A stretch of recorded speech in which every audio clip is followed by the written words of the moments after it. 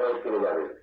কিন্তু এলাকার মানুষকে সতর্ক করা হচ্ছে যে আপনারা কেউ নদীতে নামবেন না বা গরু ছাগল যেন নদীতে না নামে সেদিকে খেয়াল রাখবেন। আবারও কুমিরের আতঙ্ক গঙ্গার নদীতে।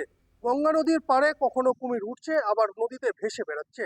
ঠিক এই ঘটনা যখন স্থানীয় মাঝি থেকে শুরু করে সাধারণ মানুষের চোখে পড়েছে, তারপর থেকে আতঙ্ক ছড়িয়েছে মালদার মানিকচকের গঙ্গা নদীর তীরে, যেখানে স্থানীয় বাসিন্দারা বলছেন 7 থেকে 8 ফুট লম্বার এই কুমির কখনো ডাঙার উপরে উঠে ঘুরে বেড়াচ্ছেন, তো কখনো আবার নদীতে ভেসে বেড়াচ্ছেন।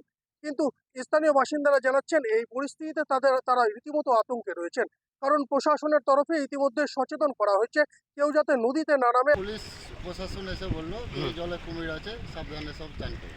কুমির দেখা গেছে এখানে? আমরা কি দেখতে পাইনি, হ্যাঁ। প্রশাসনের লোক বললো কি কুমির আছে জলে, স্নান সাবধানে করবে। ঘড়িয়াল আছে না কি আছে, আমি এই সামনে দেখলাম। কবে আছে কুমির আছে? হ্যাঁ ভাই, আসছিল এদিকে। কবে দেখলেন? কালকে 4টাতে। আচ্ছা, উপরে কি উঠে যাচ্ছে? উপরে উঠছে কুমিরটা? ওরা উঠেছে, ওদিকে উঠেছে। সকাল থেকে নামছে, সিএম করে দিয়েছে। এখন এদিকে মানে ভয়ে আছেন? হয়ে আছে না, কালকে সবাই দেখেছে তো ভয় করছে। কটা দেখেছেন? একটা না আরো অনেক কিছু ছিল? একটাই আছে কি। এই যে কালকে ধরলেন যে এটা কুমির দেখা গেল জলে,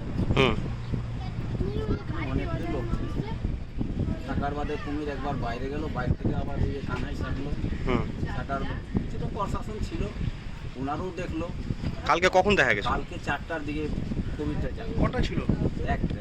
আমার শহর মানিকচক থেকে পরিতোষ সরকার, কলকাতা টিভি।